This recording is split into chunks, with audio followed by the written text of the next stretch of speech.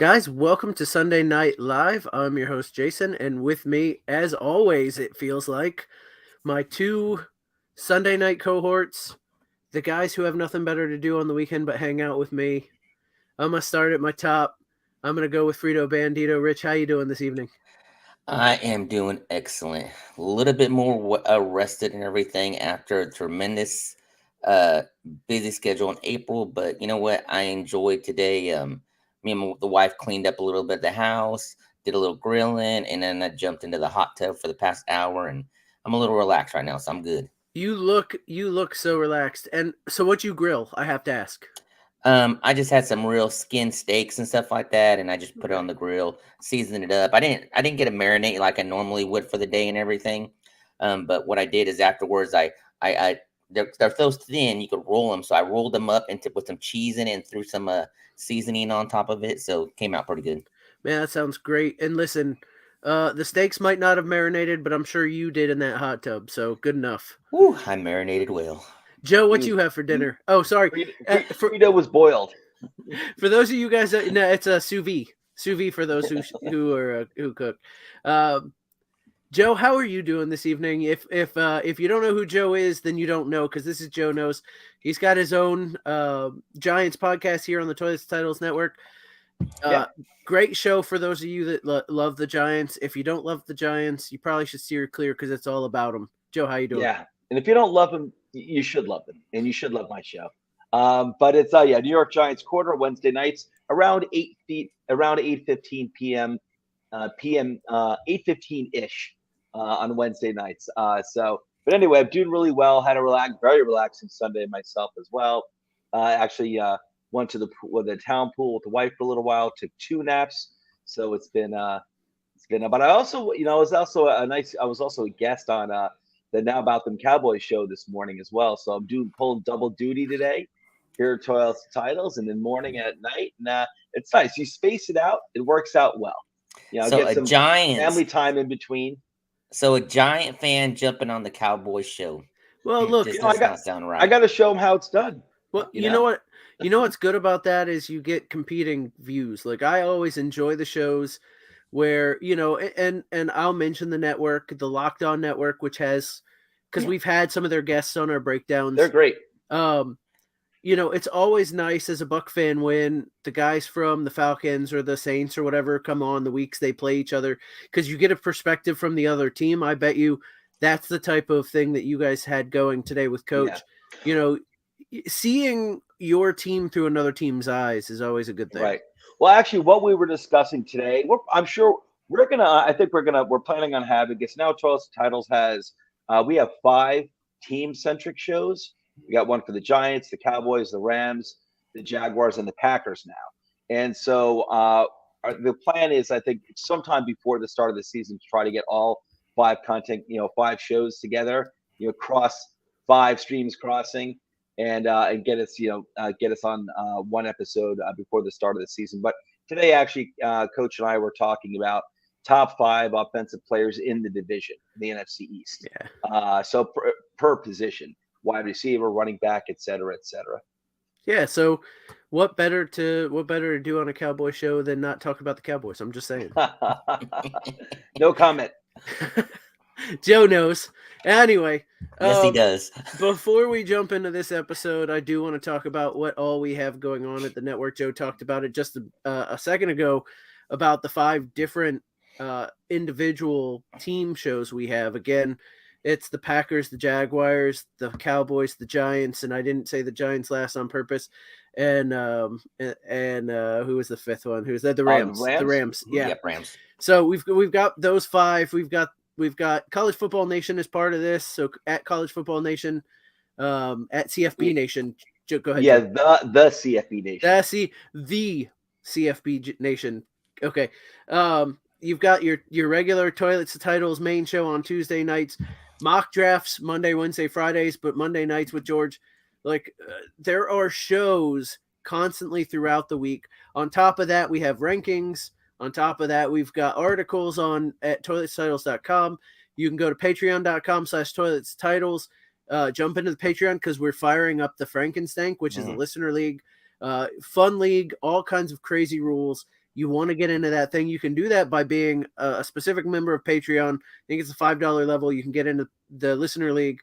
So patreon.com/toilets titles. If you're watching us on YouTube, awesome. If you're not, you should go over to YouTube, watch us there, like and subscribe, follow us, the whole thing. So guys, if you love football, we've got something for you throughout the off season, and then throughout the regular season, we'll have even more great content. So that's a bit of what we're doing here. So we're going to move on. Guys, I don't know about you, but I scoured the internet, the nets, the Googles. I used the Google machine, and I couldn't find any real NFL news this week. Like, the Bills re-signed a defensive player, whatever. Like Ed Oliver. Exactly, Ed Oliver. For $64 million. It's a lot of money, but he's what? He's going on the thumbnail for this episode.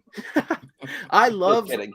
No, he's fine. That's fine. I love talking about Ed Oliver, but I can imagine half another listener might, and he'll do it while he's folding laundry or something. Nobody's getting out of bed to talk about Ed Oliver's $64 million contract, right? So and again, nothing against Ed Oliver. No, look, great player, good for Buffalo for signing one of their guys. Good job, but that's not getting anybody out of bed. So I do want to talk about the fact that DeAndre Hopkins is not signed.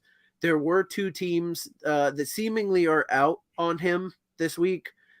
One was the Giants. They put themselves in it by talking about possibly being interested in kicking the tires. Mm-hmm. And then now the rumors are that they're out because of the asking price, which is about $15 million. That's what he's asking for.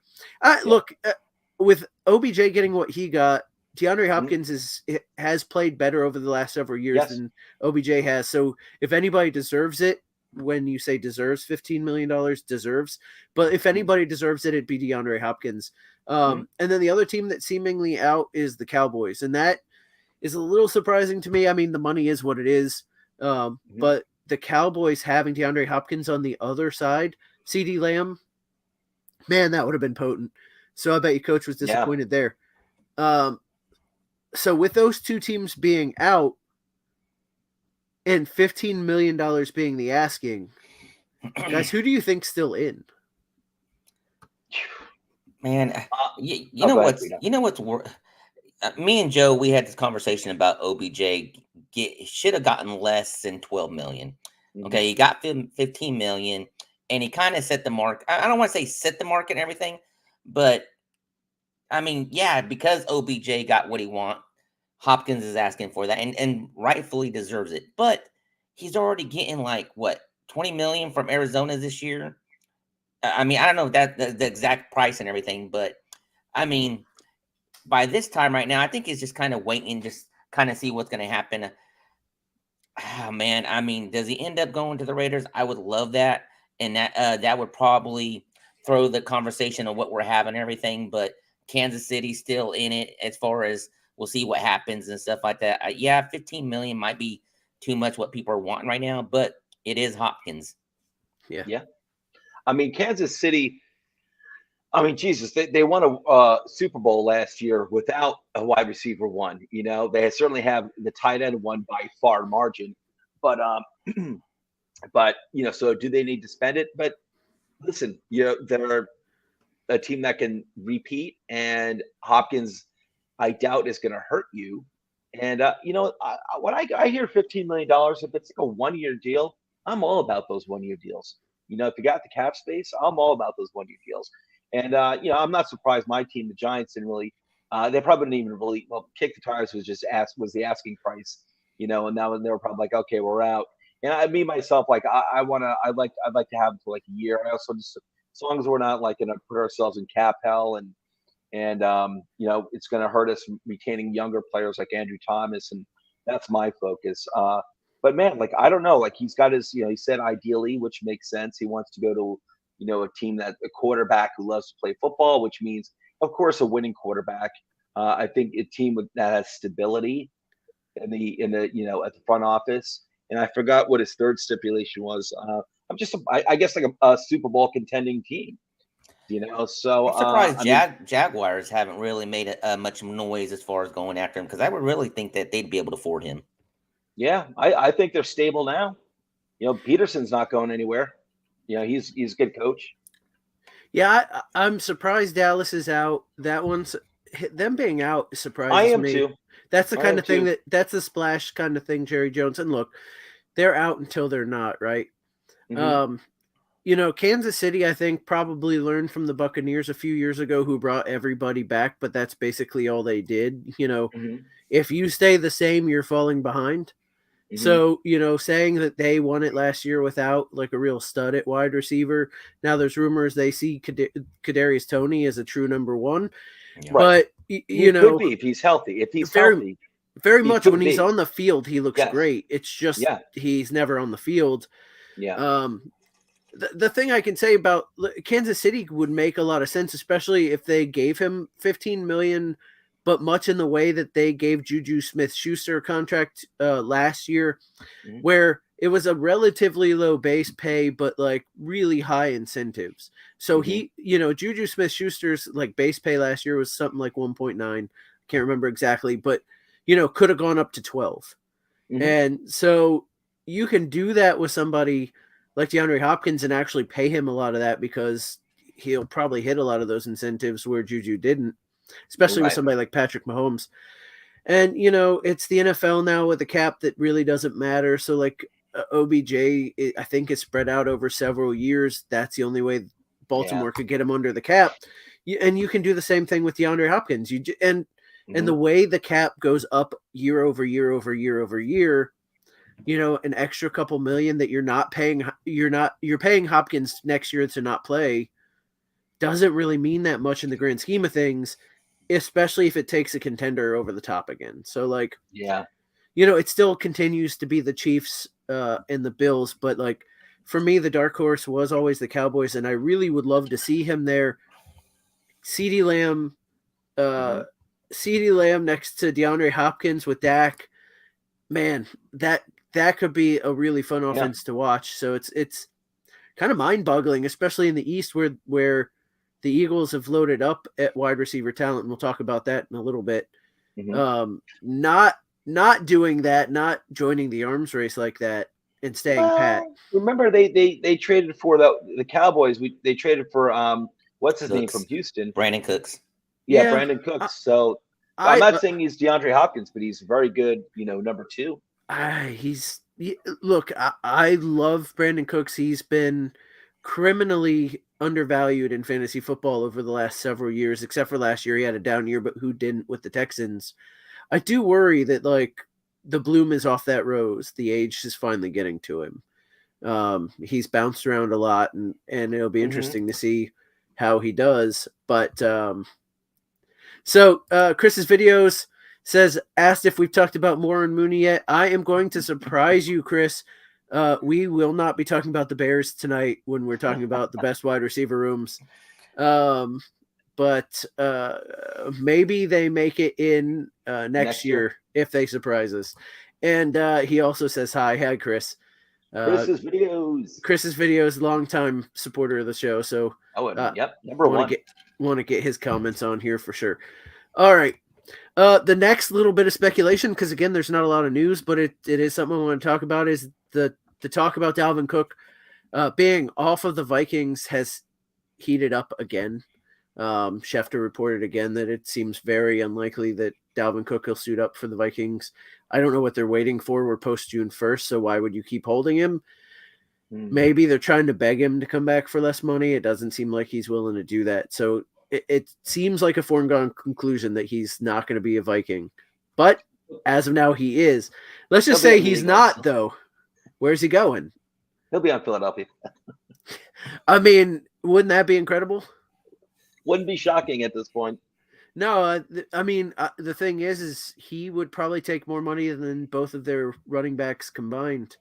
And that's not hard because like their combined running backs are making, I don't know, $2.5 million.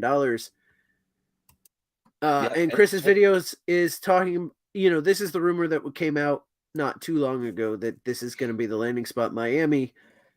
Man, it's already kind of a crowded backfield. I would love to add Dalvin Cook to that, but you talk about Jeff Wilson, Mostert, A-Chain, like you've already got three guys there. Adding Cook to that, one of those three is gone, it's not going to be A-Chain. I don't know. I don't even count Mostert on. Can you That's a even good point. count on even making a roster? I mean, he's just an injury waiting to happen. Like a lot Yeah, of these guys, right? Mostert fits that offense so good, though. If he's healthy and stuff like that with his Oh, explosiveness and sure. everything, I don't see him going anywhere because if he's healthy and stuff like that, he's a great fit for that offense. Yep. And then Chris also dropped our Bills. And look, I think anytime there's a decent running back available, we're going to talk about the Bills. The real problem with the Bills is they haven't shown that we talked about this last week when we talked about upgraded running back rooms. They haven't shown a propensity to like want to increase the running role for many of their running backs, let alone grabbing a guy like maybe it's a good spot for Cook because one, he gets to play with his brother, and then two, he doesn't have to carry the load, so he won't hurt his shoulder, right? So when he does carry, it'll be good. Mm-hmm. It would be ideal. I mean, look, again, the Cowboys, like they let Zeke go. You know, they haven't done a ton behind Pollard. Nothing that has blown my doors off. Mm-hmm. What do you guys think? I mean, they could use another veteran in Dallas. They could, but I mean, I do think Cook's going to go for more than he's going to go for a decent amount of money. I think. Yeah, he's still playing at a high level. At this point in his career, he does get banged up, and he always has gotten banged up quite a bit. And he wouldn't have to be the bell cow in Dallas, but he can be the bell cow somewhere. For a team like the Bills, but I don't know. I think that Bills situation would be perfect because they're not going to. I don't think they can be changing their offensive scheme to run the ball more. Well, like you were just saying, Jason, when they do run the ball, he's going to be the most effective running back they've had since they traded Marshawn Lynch, to Seattle, 10 years ago or whenever it was.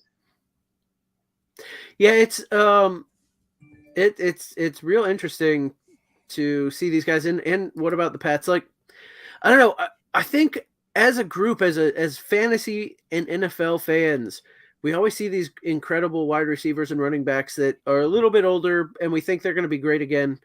We all hope they go to a team that's a contender. We want them to go for a championship. We want them to put a team over the top. And man, doesn't it feel like more often than not, they just go for money? That's true. Yeah. I just feel like with Cook and everything, he's going to be, once he is released and stuff. And like I said, I'm really surprised he hasn't been released. I thought we'd be talking about it already as officially and stuff like that. But the fact that he hasn't been released is kind of, maybe they're just holding off as long as they can. Kind of like what you said. Maybe they get him to change his mind and everything. But I think he's going to be the one that asks for the most price, the pricing as far as running backs with who's available. Because you think about it, Elliott's still out there, Fournette's still out there and everything. And it's going to be one of the things where it's injuries waiting to happen and stuff like that, start filling.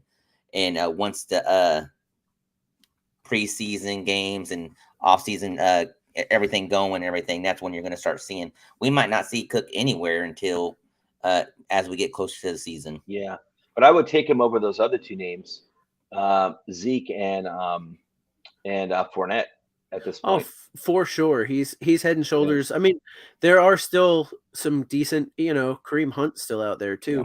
Like there are some running backs. That's crazy. The rumor there is that Kareem Hunt thinks a lot more of himself than the NFL thinks of him at this point in time, financially. So, he's probably waiting for an injury or something where a team's more desperate and will pay him some more money. But that's the rumors I've read on him, is that he still thinks he's worth bell cow money when, the rest of the NFL doesn't feel that way.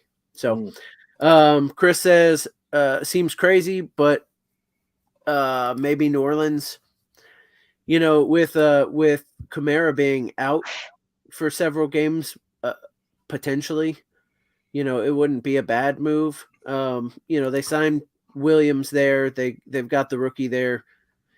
They're hyping up. Was it Kendre? How do you pronounce his first name? Kendre Miller. Mm-hmm. I thought they drafted someone. Yeah, is it Keandre Miller? Keandre Miller. Yeah. He was very highly touted in this year's draft. So I like that pick for New Orleans, I have to say. But I forgot now that you mentioned, now that I remember that, okay, they got Keandre Miller. So I thought they had drafted someone, and so Chris, you know what? In other years, I think maybe you're right, but with Keandre Miller, I think Cook's probably out of the running in New Orleans. And look, what I feel like is happening right now is Chris is throwing out a bunch of names, so we don't get to the best wide receiver groups in the NFL, because we're not going to be talking about the Bears, although we're not talking about the Bears for Cooks either. So sorry, but look, if we get to most mobile quarterbacks, if we have that as a topic, we will talk about the Bears, I promise. But we're just not talking about them this week. Sorry, bud. All right. So that is what we're going to be talking about coming out of what little news there was, or no news. Our topic this week is the best wide receiver groups in the NFL. Sorry, man. It's just sometimes the truth hurts. We're talking about the best wide receiver groups in the NFL. And look, I put these in my personal order. I'm hoping I get some arguments from you guys. Maybe I don't. Maybe I just knocked these out of the park. But my number one wide receiver group in the NFL is the Cincinnati Bengals, because a lot of teams have a mix of free agents and drafted talent. Not my number one team. The Bengals have their top 3 wide receivers all homegrown. When your third wide receiver has 2,000-yard seasons in his career, Tyler Boyd keeps flying under the radar but keeps producing. When you add T. Higgins, who has averaged 1,000 yards over 3 seasons, and superstar Jamar Chase, you have the number one wide receiver room in the NFL. It doesn't hurt that you have a young up-and-coming quarterback that knows how to sling the ball with Joe Burrow to make that wide receiver room look good. Guys, any disagreements here on whether the Bengals are the number one wide receiver group in the NFL? You ain't gonna get none from me. No. When I saw this list and I was like, damn, you pretty much hit it on the nail. I mean, we could talk about some other teams and everything, but when you really think the depth at wide receiver, that truly, if you think about it, 3 of these teams have 2 number ones, maybe 3 number ones on there if they went to any other teams and everything. So that's what makes it so. I think you're right on everything. Look. Burrow is one of the most luckiest QBs starting out a career to have this kind of talent as far as a receiver core and everything. It's a shame that they don't have a tight end like Kelsey or something like that. They keep on trying to plug in different tight ends and everything to try to see if there's any. Tight ends are going to be left wide open and nobody takes advantage of it there. Hurst did a decent job last year and everything with it. Had a solid season and everything, but when you have this type of talent around you and stuff like that, that's where the ball's going all the time. Yeah, Joey's got a ton of swagger, and when you have these weapons to throw to, it's hard to understand why you wouldn't. You know what I mean, Joe? Well, listen, we can call Joe Burrow. We can call him Joe Knows Burrow, because he knew he was pushing to draft Jamar Chase. Yeah, there was a lot of everybody wanted to take that linebacker. Or tackle, and understandably so, because he got his face smashed into the turf his first season. This guy was getting banged up like nobody's business. It was disgusting, and understandably so. But Jamar Chase, I think we all knew, was a hell of a talent coming out of college, and you just can't pass up on a hell of a talent, especially when your star young quarterback, who you just drafted the previous year, is saying, I want Jamar Chase. You take Jamar Chase. Yeah. And it was the right move. And listen, I agree. There are the top 3 teams, and starting off with Cincinnati on your list, Jason, they both have basically they have 2 number one wide receivers on their team. T. Higgins, who they just drafted a year, maybe 2 years before. I think it was just 1 year before Jamar Chase. He would be a wide receiver 1 on many other teams. I know he'd certainly be he'd step into my Giants team and be wide receiver 1, as the second he got on the flight to New York. But it's a fantastic wide receiver group. I love how Tyler Boyd gets lost in the shuffle, and deservedly so, because the other 2 such outstanding talents. But you notice, when one of those big guys is down, Higgins or Chase, Boyd, as fantasy players, fantasy football players, you always know you can, if Jamar Chase goes down, you can pick up Boyd because he's going to get yards. The guy's, when he was the only wide receiver there, he was producing for Cincinnati when the team was horrible. Tyler Boyd, I love Tyler Boyd. The guy was a producer. So I have to absolutely agree with this list. And maybe in season, maybe we'll have a new number one ahead of them. It's possible, but right now, definitely number one, Cincinnati Bengals. And look, I just, the question I put up here for you guys to answer is where we think T. Higgins is going to go, because I don't think any of us think the Bengals are going to be able to afford to keep Burrow, Chase, which they're going to end up paying, and then also finding enough contract money for T. Higgins. I think Joe answered it, and I think that's a beautiful and perfect fit. Higgins going to somewhere like the Giants, who are desperate for supreme talent. One?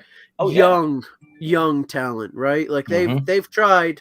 It seems like, they gave up on finding a number one this offseason and tried to find a bunch of number twos, knowing there wasn't a one. Threes. I mean, there wasn't a one out there for it. I mean, aside from Hopkins now. Yeah, and I actually, for my team, not to focus too much on the Giants, but I agreed with what they did, that don't break the bank right now when you're not a team that's a Super Bowl contender. Don't break the bank. If you can get one, in the first or second round, wonderful. If not, load up on depth, which is what they did. Doesn't hurt that Galladay burnt them too and everything. So yeah, I mean, it really hurt. It actually hurt a lot. Yeah, but it hurt a lot. They learned their lesson. All right, so Frito, who do you see? Who desperately needs a number one that T. Higgins could go to and be the alpha? Man, I don't think we'll get to answer this, because there's going to be such high demand for him when this happens and everything. I mean, it could be anywhere and stuff like that. I mean, you put him on. I mean, and he's a healthy player. Go to Buffalo. Go to Buffalo opposite Diggs. I mean, there's so many places that you could put him and everything. And he'll fit right in. I don't see how this would be a Galladay issue where he went and stuff like that, because he has proven and everything. And I mean, I could name teams, but man, it's gonna be pick his poison, Yeah, exactly. He's gonna have team after team after team pursuing him. There's gonna be so many teams looking, and he can be a number one someplace, or he can continue to be a number two somewhere else. Still so young. But he's a number one dude, and as far as I recall, he's not an injury-prone player. No, he had a few. What hurt you in fantasy this year? There were 2 games where he was listed as active and good to play, and then basically didn't play at all, and that kind of hurt you, because those are the games that kill you, because you put him in your lineup, and then he doesn't play. But for NFL standards, he's not an injury-prone guy. He's actually, when you hear about him and how fast and how smooth his routes are, you don't think of a wide receiver that's as giant as he is. And on the field, he plays huge. He's just a big dude. That guy's a stud. Like that was my only real issue in taking Chase, is you already had T. Higgins. And like you said, you didn't want to get Joe Burrow killed. So I was on the bandwagon of take the offensive tackle. It made sense. And that made sense too, Jason. Absolutely a mistake on my part, honestly. Just like absolutely a mistake, but not necessarily. It depends on. It's like they. I mean, I don't remember what draft class Jamar Chase won in, but I mean, it's not necessary. My point being before is that it was a mistake, but Jamar Chase is such a supreme talent. If your young quarterback is saying, "Get me that guy that I played with in college, I want him," then you get him. If he says, or if he goes along and says, "Hey, get me a left tackle," that's a smart move too. Don't get me wrong. The question is does he look for a team where he's going to be the true number one, or does he look for a team that has a solid number one there right now? Say, for example, Atlanta. Imagine him being in Atlanta with the core that they have there right now. Yeah, it'll be his choice, man. I mean, he could definitely be a number one. I mean, he's young enough. He's a guy I think doesn't have to chase a championship. Like, we talk about the Bills. He's not a veteran that's been around a long time. He's playing on a rookie deal that's not as much money. Look, it's a lot of money. It'd be a lot of money for any one of us. In NFL standards, it's not a lot of money. He'd absolutely be well within his rights to go play for a team that's going to throw the boatload of money, whether they're contenders or not. So I don't know. I'd probably see him as the number one guy wherever he goes, because whatever team it is probably doesn't have a one now and is going to throw all their cash at him. And I see that for this next contract. And then after that, if that team doesn't get better up under him, then go play for a team that's a contender. I mean, he's playing for one now. He has a shot at a championship now too. So like he'll probably go get the bag. Because if he wanted to play for a contender, he'd take less money and stay. Like he'd just stay. He'll get the money and he'll play for contender. He'll get both. Probably both. All right. We talked a lot about the Bengals, and rightfully so. They're incredible. I'm going to go ahead and put Chris's comments up here because Miami would be the best one if they had a great third wide receiver. Well, I didn't change my list, I promise, Chris. My number 2 is a real tough choice, and I went with the Miami Dolphins. Their 2 wide receivers are as good, if not better, than any team's top 2 in the NFL. Tyreek Hill came in last year, and most around the league thought he'd take a step back without Patrick Mahomes. His 117 receptions and 1,700 yards made people believe in Tua. That's how good Tyreek Hill was last year. They made a believer from us out of Tua. So their second wide receiver, Jalen Waddle, had 75 receptions and 1,300 yards. He provided the home run ball, leading the NFL with 18 yards per catch. And while the Dolphins' top 2 wide receivers were studs, as Chris mentioned, they struggled to find a third option. Cedric Wilson and Braxton Berrios are not great complement players. They're pretty good. But they struggled to find somebody who got more than 300 yards last year as their third wide receiver.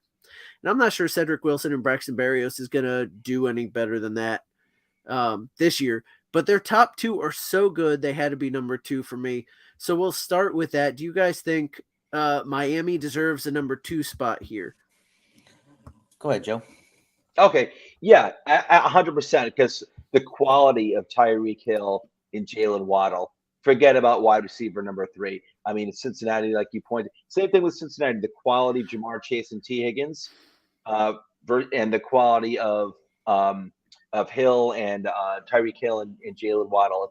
It's a fantastic comparison because the 4 of them are just so damn good.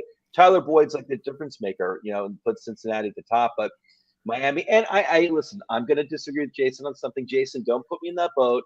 The anti-Tua boat. I'm not. I'm pro Tua. I think Tua is a good quarterback. So George, if you're watching, remember I got Tua's back over here.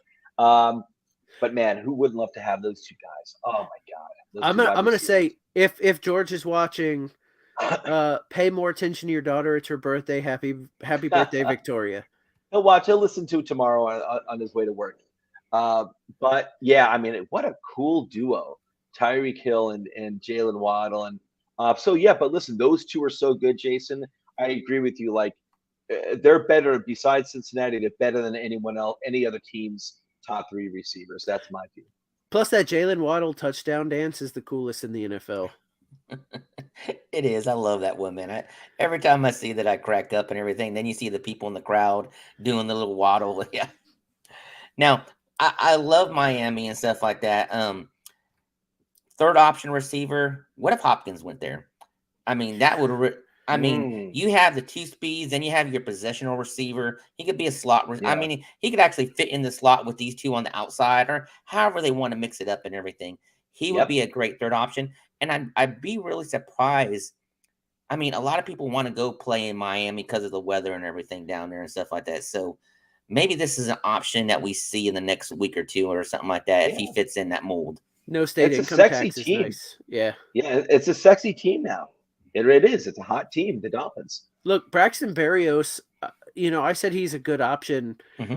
He had some really great moments in New York.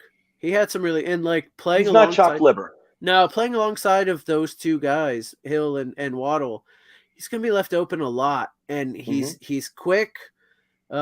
He's sneaky out of the slot. Yeah. Like I like him. He could be good. I'm blanking on the name, and I apologize, Rich, but he reminds me a lot of the guy, the Raiders wide receiver, had a down year last year. Renfro, exactly. Reminds me a bit of Renfro. Has a little bit of that in him. Could be good.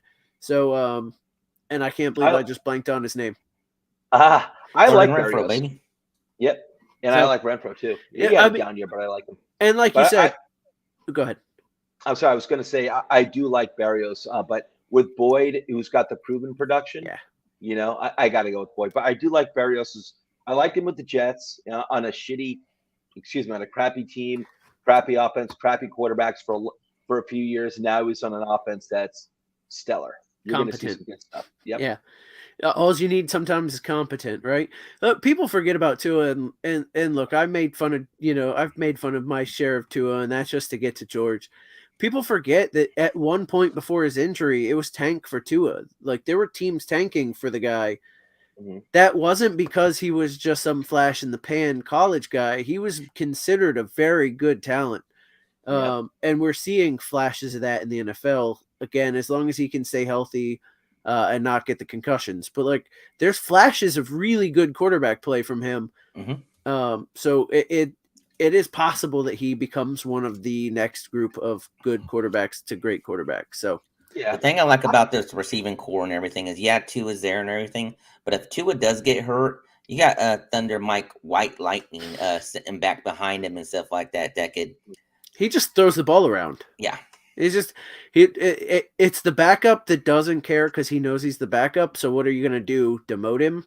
So he just goes out and flings the ball around. It's fun to watch. Yeah. All right. So my third team, it's very similar to the Dolphins in that, like, it's a mix of homegrown talent and traded for talent. My third team is the Philadelphia Eagles. They got A.J. Brown from the Titans for a first-round pick. Everyone thought it was a steal for the Eagles, but the worry from the fantasy owners was if Jalen Hurts would be an upgrade from Ryan Tannehill, and boy, was that silly. 88 receptions, 1,500 yards, and 11 touchdowns later, we knew we were being silly. And then there was the knock on Devontae Smith, which was his size, just barely 6 foot and 170 pounds. People worried he wouldn't hold up in the NFL. In his second season, he finished stronger than he started. He actually outpaced A.J. Brown towards the end of the season, and he's averaged over 1,000 yards in his first 2 NFL seasons. And then the real issue, the reason the Eagles aren't number one or pushing for number one, is like Miami, their third and fourth wide receivers aren't as impressive. Quez Watkins is good in spots, but not great. And they traded for or signed free agent Olamide Zacchaeus. And again, coming out of Atlanta, he's good. He's not great. So, there's a really good top 2 there. But their third and fourth options are just good, not great. Frito, what do you think about my third choice here being the Philadelphia Eagles? Yeah, I like them. There's another team that actually you don't have in the top 5 that I would kind of push for them to end this spot and everything. Now, obviously, they're a notch above this team. The quarterback play for the other team, which I'll talk in a minute. But look, Eagles, they're just solid all around and stuff like that. I mean, we're not even talking about the true third option, Goddard, here on that team and everything. That's their third option and everything. So they really don't need another receiver. And then you bring in Swift that could catch balls too and stuff like that. If he stays healthy, it doesn't matter on their third, fourth option and stuff like that. The one reason why they probably ain't above with Miami and everything, obviously, is Jalen Hurts still going to run the ball and stuff like that. They're going to try to run the ball, and that kind of hurts overall, putting them above Miami and Cincinnati, like you have them and everything. But I like them a lot. Freaking A.J. Brown is a beast. I mean, he's the second version of DK Metcalf and everything, just a big, awesome receiver and everything. And as much as everybody caps on Devontae Smith and stuff like that, he gets the job done. And the thing I love about this duo right here is when one receiver ain't doing well, the other one steps off. It's plug and play with them, everything. So freaking Hurts, no matter what's going on and stuff like that, you got a receiver to go to. Yeah, and I do want to talk about teams you think I left off this list, so we'll do that after we get through these 5. But Joe, my question here, typed up question is, would it be fair to talk about Goddard even though we're talking about wide receivers? Because he truly is on this list of 5 that I've got the best tight end option of them, and in a solid receiver, even if he's a tight end. So is it fair to talk about him as the wide receiver in the wide receiver group, or not really? Yeah, I mean, I guess you can. I mean, why not? Why not? And I guess Cincinnati. Listen, Cincinnati and Miami don't really have those options. They don't have that superior tight end. So, Goddard, why not? And I would assume you look at like Philadelphia's draft class this year, they didn't take any wide receivers this year at all. And this is a deep. I don't. It's a very deep wide receiving class, and they didn't take any wide receivers, and for a reason, because they're set. They are set there, and they do have Goddard, like you said. So it makes sense. But I'll tell you what, I'm still taking. You want to throw Goddard in there? I'm still going to take Cincinnati 1 and Miami 2. I'll still do that. I agree. Even with Goddard, but let's throw Goddard in there, and it's an exceptional team of core receivers, including Goddard in Philadelphia. Devontae Smith. I thought it was so. I would have been happy if the Eagles traded up. They traded up with Dallas a few years ago ahead of the Giants to get Devontae Smith. And, many of us wanted Devonta Smith, including myself. I wasn't crestfallen when they didn't get him. I'm like, dude, there's plenty of good players we can get, which we wound up, trading back and getting Kadarius Toney, who's no longer on the team. But, we could have went Micah Parsons. We could have went Elijah Vera Tucker, Rashawn Slater. We had plenty of good options for players.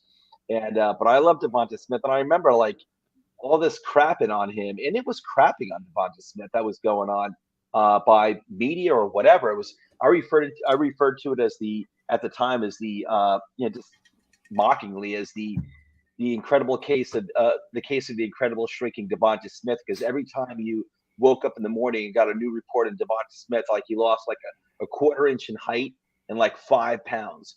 Like by the time he was drafted, you would think that he was like 5'1" and like 68 pounds. Like it was always like the reports like, about Devonta Smith. And I'm like, dude, just the guy knows how to play college football. Enough with this nonsense already.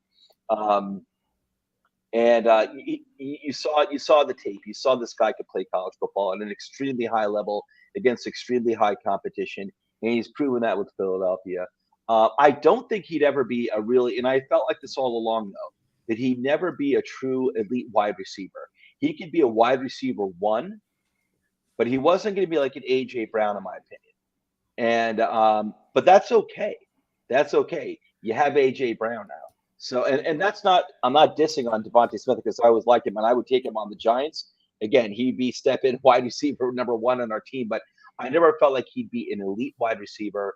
But when he's paired up with A.J. Brown, who's an elite wide receiver, it's a perfect pairing. And they're deadly, and they're just deadly. What's funny is their seasons were pretty darn close from like a reception and yard standpoint. So, but I think a lot of that is A.J. Brown taking coverage, to be fair. Yeah. Listen, I remember 2011, bring up a Giants reference. Victor Cruz burst onto the scene. He had 1,500 yards wide receiving that year out of the slot. Hakeem Nicks had 1,100 yards. And Victor Cruz was the big story, and deservedly so. But everyone will tell you the true wide receiver one on that team was Hakeem Nicks, because he was the one that was opening things up more over the top for Victor Cruz. And that's no disservice to Victor Cruz. 1,500 yards is still 1,500 yards, or 1,400, whatever it was. But it was really Hakeem Nicks, who had less yards, fewer yards, and probably fewer targets, who was opening things up for Victor Cruz. So that's why I see Devonta Smith. And I'm not knocking Devonta Smith, but I just, I don't think he's there's the number body. Ones. There's number ones and there's number 2s, and Devonta Smith is the number 2. And look, he's a great number 2 opposite of a great number 1. Yes, I mean, what a steal for the Eagles with A.J. Brown. Yep, 100%. All right. We are going to go on to my 4th team. This one is a little bit different. It's the Los Angeles Chargers. The last 2 teams have been really top heavy. The Chargers have good talent across the board. Keenan Allen missed a decent amount of games in 2022, but posted 5 straight years of 97+ catches before then. Mike Williams also missed some times and misses in most seasons, but averages 16 yards per catch. When you add Josh Palmer, who had 700 yards last year, who is a solid number 3, and a dynamic pass catcher in the first round, Quentin Johnson, it rounds out what seems to be top to bottom the most consistent, maybe not superstar heavy, but like very good wide receiver group from 1 to 4. any issues with my fourth pick here being somebody like the Chargers who don't have a superstar per se. You know, Keenan Allen's a superstar of years gone by. He's a little bit getting old in the tooth. Mike Williams has all the talent in the world, but seems to disappear. But it's a very quality group of 4 wide receivers there for them. Yeah, so I don't think we would be including him in this group if they didn't draft Quentin Johnson. Obviously, they did and stuff like that. If you look at all 4 of these receivers, they are very tall receivers. I mean, you got a basketball team coming at you in this wide receiver group and everything. I like this team. They're probably not in my top 5. There is someone else that I'm surprised you didn't put in there, but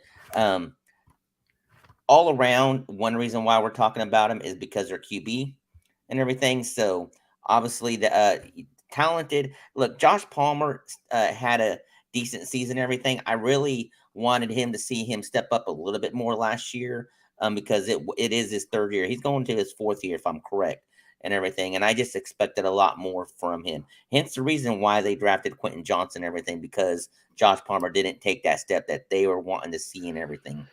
Hopefully, Quentin Johnson makes up for that and everything. I do like the receiving core. Don't get me wrong. I love Keenan Allen. You know, he started the beginning of the career where he had injuries, and then he went to that stretch as just one of the most consistent receivers in every season and stuff like that, like 4 or 5 years in a row. Williams was expected to be that top dog when he came in. Injuries hurt him and everything. That's the one reason why I don't see them being, because like I said, when are we going to see everybody on the field at the same time and everything for this team? Go. Yeah, no, I hear where you're coming from, Frito. But I'll Jason, I agree with you. I go with them as my number 4, due to there is really, really good quality there. But overall, at this point, since their biggest wide receivers are injury prone, and they both are, I do love the depth. And they are, I think, listen, with it, Josh Palmer, who's going into his 3rd season, and they just drafted Quentin Johnson. These are probably going to be the replacements for Keenan Allen and Mike Williams. And I love the overall talent that they've accumulated at the wide receiver position. So just from the accumulation of talent, I like them at number 4, and that's why I agree with you in terms of having them ahead of the number 5 team that you have on the list. When Keenan Allen, man, when that dude's on the field, when he's healthy, listen, he's up there, I think, with pretty much anyone else. He is a difference maker. He really is. Yeah, he's not a home run hitter, but he's Mr. Consistent, move the chains, catch, double digits of balls. He's a target monster. Like it's incredible when he's healthy how good he really is, and you forget about it because he does go stretches of injuries, and you forget how good he is until he gets back on the field. When he came back to the Chargers, you just watched him again this season and go, yeah, that's Keenan Allen. It's just like he's always been. Yep. So, all right, my number 5 team, and then like I said, I'm going to give you guys time to, especially Frito, because he's mentioned a couple times I missed a team. And look, I probably did for sure. But my number 5 team is Seattle Seahawks. Coming into the season, we all worried if Geno Smith could support 1 wide receiver, let alone 2. DK Metcalf and Tyler Lockett both had 1,000 yards. While a lot of people wrote Lockett off, they write him off every offseason. He led the team in touchdowns, again with 9. DK Metcalf led the team in yards and receptions, Now they added to the superstar pair. They got Jackson Smith and Jigba out of Ohio State in the first round, giving the Seahawks a solid receiving option out of the slot for Geno Smith. I'm going to start with this question. Is it fair, once again, to question guys like Geno Smith and Tyler Lockett after last season? Because the wide receiver group there is now super solid, but I still worry that last year was a one-time thing for a guy who's been a journeyman quarterback and only average throughout his career. Or is this truly an insurgence because of scheme? And Joe, I've had Frito start the last couple times. I'm going to start with you this time. Yeah, no, I'm not worried about Geno Smith, and I hear what you're saying, Jason. But I saw him. We all saw him play last year, and I don't think you play the way he did, and then take a step back. He was one of the top passers of the ball last year, and I don't think you get to that point and then and then take a step back. I think it's with Geno. I think it was an accumulation of things. Yes, I think he plays for a very good head coach, Pete Carroll, who had been bashed the previous few years, the last few years that they had Russ Wilson. And it looks like it was probably really more of a Russ Wilson problem than it was a Pete Carroll problem. But he's got not just wide receivers, he's got it looks to be a good offensive line and two young stud running backs, to hand the ball off too. So, but I think Geno, was an accumulation of things that he's in a good scheme, good coach. He had good talent last year, and he's got better talent now. And I think he's matured as a player over time, and as a person as well. As a person, it's when he first came in the league, he basically got knocked out in the Jets locker room his rookie year or second year, and it was probably over something stupid anyway. But he even said like he regretted that, and but this guy was never like seriously bad or anything, but he probably had some growing up to do. And I think over time, he's one of those players that was able to do it, who stuck around enough in the NFL because of some of his pure talent. And he eventually got the chance, and he made the most of it. And I wouldn't be worried about Geno Smith taking a step back next year. Yeah, I'd be more worried if we were talking about, and take Geno out of the equation now. If it was a younger quarterback that had came in and filled in and did awesome like Geno did, then we could actually say, okay, maybe not so much here. But with Geno, look, he's been around the league for a while and stuff like that. He's savvy. He knows the system and everything and stuff like that. I don't see this being a 1 year thing. Look, it's a good fit for him. Russell Wilson left, Geno stepped in, and it's like, you know what, run with it. I mean, when you got those options, especially like what we've already said as far as the running backs and the receiving, and then you add in this the third, a fourth receiver and everything. This is my son. He's like a big Seahawks fan and everything, so he'd be happy that we're including the receiver core in this top five, which rightfully I think we should be including him in the top five.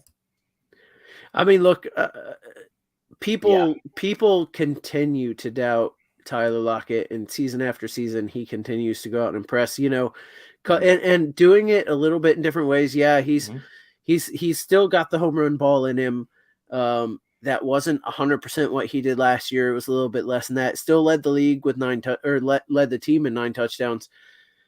But people kept saying year after year, oh, well, they can't continue to be this efficient throwing the ball to Lockett. And, with a totally different quarterback last year, they were still that efficient when they threw it to Lockett. Like, he just keeps going and doing it. And imagine that's your number 2 guy. Mm-hmm. And you have somebody like DK Metcalf, who, like, is still the most impressive person I've ever seen without a shirt. Yeah, besides me. But no, I've never seen that, Joe, but I've heard stories. True. Well, listen, people have to donate, $1 million. They have to donate $1 billion to St. Jude's, and I'll do an episode with my shirt off. There you go. Joe Nose versus DK Metcalf. Take one look at Joe, and when you see that chiseled face that he has right now, obviously you got to think it runs down to his chest and his abs. I'll tell you right now, no one has a chiseled double chin like I do. Listen, I'll do you one better, Joe. If people donate $20, I won't do next week's show shirtless. I think we're probably better off getting money that way, with the threat of me. Get out of here. Oh man. All right. So that's my top 5. I'm going to go ahead. Oh, go ahead, Joe. Real quick. So I just want to say I am really impressed with JSN. Was such a good pickup for Seattle. Listen, he's a rookie. You never know theoretically how it's going to turn out, but he's going to turn out for Seattle. They got potentially another number 1 wide receiver. It's a great fit because they both Metcalf and Lockett are great outside guys. Look, Lockett can play in the slot too, but allowing them to keep them on the outside and having JSN as the third option in the slot freaking incredible, man. Just Yeah. like that Well, fits him so well. Yeah, and listen, they can also move. Lockett and JSN can be interchangeable between outside slot. They're scheme versatile. But he could wind up being a true blue wide receiver one in his own right. So what a great pickup for Seattle. Not to mention, while it seems like Lockett may be immortal, he probably isn't, and eventually Father Time will come get him and his talents. So like having a guy to be the Lockett replacement before Lockett goes bad, like it's a great move all over the place. Yeah, and listen, there's salary cap you always have to worry about and think ahead about. So ain't that what we're always talking about, Seattle? I mean, JSN's the next Tyler Lockett. Lockett was the next Doug Baldwin. Doug Baldwin was the next Percy Harvin. I mean, and I think every year we had these receivers we were always talking about. Well, I mean, they keep on producing and everything and stuff like that. They just keep on producing receivers, I can't stand Doug Baldwin. Well, he broke down, but he was good. He had his stint. He had like a good game in his entire career. That guy stunk. He stunk. Joey, you gotta show me on the doll where Doug Baldwin hurt you.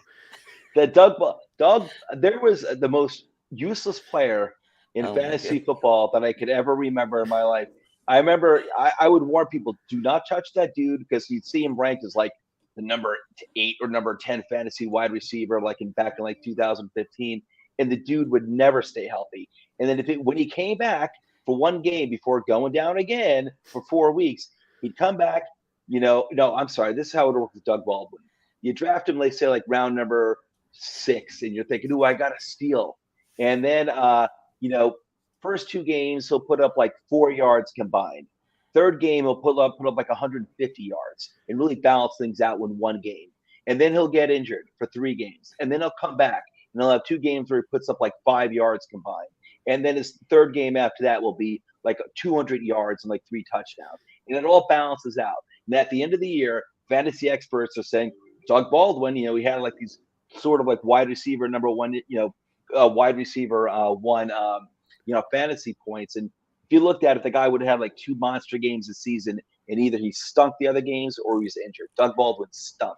He is all-time fantasy stinkeroo. Basically, what would happen is he'd get you to trust him. You'd put him in your lineup. He'd suck. Not Joe knows. And then you take him out of your lineup, and he'd go off, and then he'd get hurt. Fair to say, Joe, he's a Corey Davis? You know what? Corey Davis never had those big games except for against the Patriots. He's looking up at Corey Davis. All right. Oh, I don't know about that. He's the definition. He's the definition of stinks. All right, Frito, tell me who I missed. So I'm really surprised you didn't have Tampa Bay in there. Look, I love Evans and Godwin and stuff like that. When they're on, obviously they ain't gonna have the QB like they did, but when those two are on and stuff like that, those two are very potent and stuff like that. Godwin is a PPR machine. Evans, it just goes up and gets the ball. I mean, he has, I don't know how many times he has 2-3 touchdown games and everything. I was really surprised. I would have put Tampa Bay over to Chargers and everything. Look, Russell Gage is okay as a number 3. Evans keeps getting 1,000 yards. I'm hoping Chris Godwin's coming off. He looked good last year for a guy who had an ACL injury at the end of the late December the previous season. I think they're a very good wide receiver core, but I would take the 5 that and outside looking in, I would take the 5 that I put up over Evans and Godwin at this point in their career. And now Russell Gage is a solid number 3, played well for the Falcons for a couple of years. Already injured again in camp, was injured most of last season, which is why I can't count on him as a number 3. If Russell Gage was healthy, I could see him cracking the top 5 for me. And again, Evans year after year gets those 1,000 yards. But man, last year was the most unimpressive 1,000-yard season I've seen from a wide receiver. So I'd love for them to be in this show next year because they did it again. I just don't have faith in them for this upcoming season to be this top 5, 6 or 7, because I also think the Raiders are just outside this list looking in. I think the Raiders, and that's very top heavy with Devontae Adams. Don't get me wrong. Yeah, but if Renfro didn't have the season if he would have had the season he had before, I think we'd definitely be talking about them being in the top 5. But obviously, he didn't have that kind of a season, so I can understand that. And look, the Vikings adding Addison to Justin Jefferson. Now, let's go back to the Wayback Machine and see what happens if the Eagles select Justin Jefferson instead of Jalen Reagor, guys. Like, I mean, they probably wouldn't have A.J. Brown. We have no idea how everything would have turned out. But, oh, man, if they hadn't screwed that up. But yeah. Well, listen, remember, every team in the first round passed on Jeff. Wasn't he? Was a second-round pick, wasn't he? Man, I'll have to Google that. I think he went in the first round, but he went after some of the. Yeah, I think because Rager got drafted and Vikings were like drafted him right after that. That's how I remember it as well, but. Yep. And Rager was a first rounder. There were 4 guys drafted ahead of him: Ruggs, Jerry Jeudy, CeeDee Lamb, and then Jalen Reagor, but they were all first rounders. Yeah. So and so he was a first rounder too. I thought he won. I thought he won. I am double checking that now. Give me 1 second. Either way, but that's a great point about the Buccaneers, Frito. But still, I'm with Jason. Like, I'll still go over when those 2 guys, if they're on the field. Well, that's the thing. They all tend to be kind of like, yeah. I guess there's a lot of injuries there. I'll stick with the Chargers. I'll go with Jason and stick with the Chargers at number 4. But that is an honorable mention with the Buccaneers, definitely, absolutely. And there's another team I'll throw out there too that definitely I would not have put them on the top 5. But man, I think if they played in a more regular offense and if they could stay healthy, just the talent alone of Deebo Samuels and Brandon Ayuk on the 49ers, but they're often injured, and it's a different type of offense as well. They don't ask as much, Yeah. Deebo Samuel in the right offense could be the most impressive wide receiver in the league. He's so hard to tackle. I watched while looking for news today. You look through news and interspersed with like little stories and stuff or like videos of past seasons, and I watched Deebo Samuel break a 51-yard like run on something that should have been a 5-yard loss, and just go, that's Deebo Samuel's as a whole. Like, he just is so hard to bring down. So I like the Niners included in there, but you're right. Like, the offense that they run, the style of play that they run really keeps them from showcasing those talents more, especially like a guy like Ayuk, who was in the doghouse 2 years ago, starting the season, barely made the field. And then, seems like he got back on coach's good graces and has been very good when he's on the field. Yeah. And you know what? You're right. Justin Jefferson won pick number 22 overall in the first round a few years ago. Yeah. I mean, look, he should have been taken ahead of all of the other, like CeeDee Lamb is the only guy there. You go, okay, he's also an incredible talent. I mean, you'd still take Justin Jefferson, right, if you had to do it all over again. But at the time, I would have been taking CeeDee Lamb. Yeah, but he was the number 1. So yeah. All right, guys. Well, that wraps up. Unless you have somebody else we want to talk about as far as wide receiver rooms, I think we covered them all. That does wrap us up here for Sunday Night Live. I do want to mention again, like we did at the top of the show, at the back end of the show here, I really do want to talk about like going to toiletstitles.com, checking out our rankings and our article, CFB Nation, guys. We've got so much football content for you. You could, if you listen to podcasts, if you watch videos, if you could really fill like your whole week with Toilets Titles content constantly. We've got shorts coming out all the time. Favorite show on the network. I'm not going to lie. It can't be Sunday night because I'm part of it and I don't get to watch it. But I will say, I am not a Giants fan, but I love watching Joe talk Giants. There's just so much love for his team there. But passion comes through the screen. But it's done in such interesting, like informative, non-rose-colored glasses way that it truly is. It's great just to follow a guy who is honest about his team and not so, if I ever did a Buccaneers show, it would probably be more negative than positive. You saw I didn't put him in the top 5 today. So I wouldn't be able to do what Joe does. Can you imagine if I was doing a Raider show? That's why I don't do a Raider show, because it'd be positive the whole time. The whole time, well, right? Listen, honestly, I wanted to have the Giants as the number 1 offensive team, wide receiving core over here, but I didn't want to brag. There it is. Okay, Joe throwing everything I talked about him out the window. He does have those rose-colored glasses. But, man, we've got, like you said, we've got 5 individual team shows. So if you like those teams, you got something to watch that's team-centric. You've got, again, the main show, which is on Tuesday nights. We've got mock drafts. This thing started as mostly fantasy football, and it's branched out into more NFL discussion. So out of season, we're doing NFL breakdowns for the off seasons for these teams. We're doing mock drafts 3 times a week with George and Mock Draft Laboratory. We're also, like, in season, we're going to be doing, Sunday morning. Again, we're going to be giving start sits, the Sunday morning blitz or whatever we're going to end up calling it this year on Sundays. So we're going to be doing fantasy football. We're going to have ADPs coming out from all these mock drafts that George is doing. And we've been running them all off season. So you'll be able to see how guys have risen and fallen. Just so much content coming out of Toilets for Titles. And Joe, you got your finger up. Yeah. Also, either you guys froze or I froze, but I lost you for a second there. And you might have mentioned it. I might have just missed it, that 5-second span.